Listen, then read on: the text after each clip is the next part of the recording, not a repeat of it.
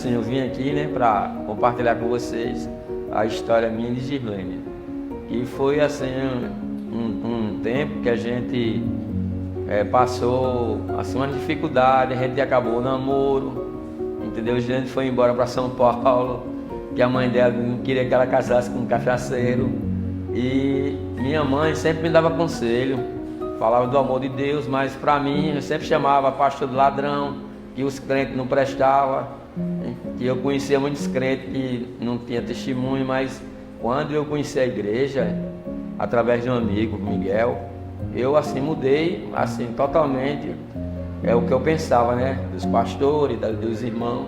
E Miguel era um amigo que andava comigo farrando, ele tinha se convertido, feito um encontro de casais, ele me convidou, eu e Gislene, para um jantar de casais lá em Vazenova, né, Gislene? Foi assim. E através desse convite, né, a gente começou a frequentar a igreja batista e assim a gente se sentiu muito bem.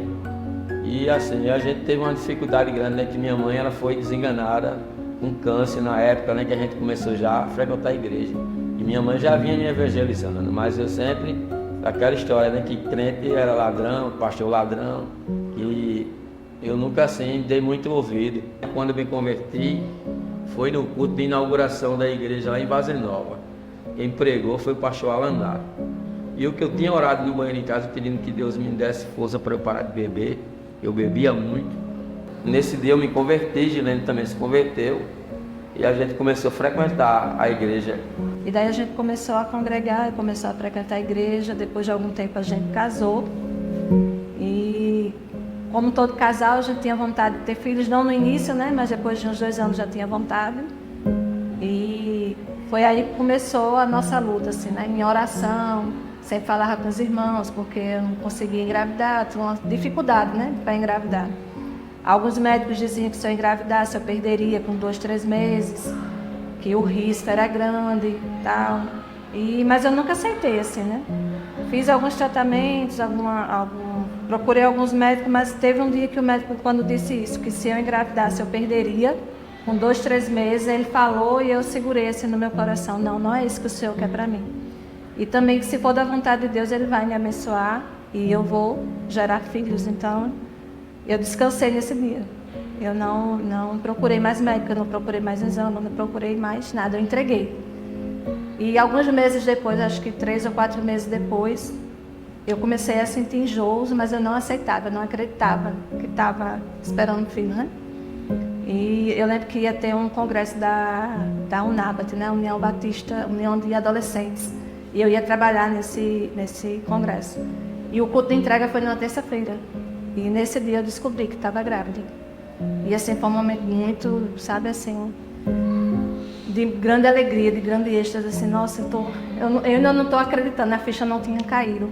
E foi no culto da UNABAT que a gente descobriu. E aí veio Vitória, Vitória. E quando eu fui para o acampamento dos homens batistas, que eu sempre vou, lá em Lagoa Seca, que eu já vinha orando já há uns 2 anos, o pastor falou que o Senhor ia abrir a madre. E eu assim senti uma paz, sabe? Eu chorei, aquele choro de alegria, sabe?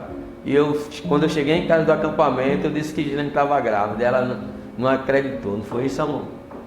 Eu digo, Gislene, esse desvio que você tem, você está grávida. Eu falei, não, não tem condição não. Eu digo, Gislene, vamos confiar em Deus.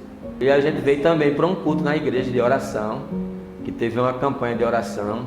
Eu lembro que eu acordava de madrugada para orar, eu orava Gislene dormindo e eu pedi ao Senhor que abençoasse o ventre dela. E Deus abençoou, sabe? E Vitória está aqui e ela é resposta de oração, né? Nossa filha. Hoje a gente tem Emily também e eu sou muito grato a Deus, sabe, por isso. Então, assim, nosso primeiro milagre como cristão foi a nossa conversão, baseado no testemunho da mãe dele, né, que sofreu câncer e foi curada. Não é fácil você receber um diagnóstico que a sua mãe ou sua sogra está, né, em estado terminal. Teve outro período também muito difícil, que Deus nos abençoou e a igreja se uniu em oração. Não só aqui, mas muitas igrejas. Foi um momento que Ronaldo também esteve doente e precisou fazer cirurgia. Quando eu adoeci, eu passei um ano sem trabalhar. E antes de eu de eu fazer minha cirurgia, eu entrei até em depressão. Chorava muito, pedi a Deus que Ele me desse condição de eu ver minhas filhas crescer. Porque quando eu estava doente, eu não tinha força para segurar a Emily, que tinha 10 meses. E eu ali no meu quintal, nas minhas árvores lá, só eu e Deus, eu pedi, Senhor, o Senhor me deu 2 filhas, como é que eu vou conseguir criar elas assim? E foi assim. Muito. Passou um filme, sabe? Eu vi o tempo que eu passei no hospital com a minha mãe. Meu pai morreu nos meus braços com câncer também, mas eu vi, sabe? E Deus estava cuidando de mim. O que Deus fez na minha vida, na vida de Girlene, da minha família, não tem palavras de agradecer, sabe? Só gratidão mesmo. Gratidão mesmo ao Senhor, sabe? Por tudo que Ele fez na minha vida, na vida da minha família. Esse tempo que eu passei doente foi o tempo mais assim, de bênção, que na minha casa chegava a feira de pessoas que eu nem conhecia. Teve muitas vezes que a gente teve que doar algumas coisas porque a gente nem ia conseguir consumir. Só agradecer ao Senhor, sabe, pela minha família. Eu amo demais minha família, eu sou muito apaixonado pela minha esposa. Nesse tempo que eu adoeci, eu vi que ela é uma minha amiga, uma companheira, a mulher que Deus guardou para mim, sabe? Eu amo demais, né? Eu amo você, então, entendeu? Você é nosso avô. E às vezes eu estou chorando, mas sempre falo com o meu coração, sabe, irmão? E eu só tenho que agradecer ao Senhor. Não tenho se eu falar mais, vou chorar. Só tenho mesmo a agradecer a Deus por tudo que Ele tem feito em minha vida, na vida da minha família, de ter a oportunidade de estar servindo, né, o Senhor, de estar junto com os irmãos. Mesmo a gente não sendo merecedor, né, das misericórdias do Senhor nos alcança, né? E esse pequeno testemunho, né, ajuda outras pessoas a não desistir dos seus sonhos, a acreditar que Deus tudo pode e que para Ele nada é impossível.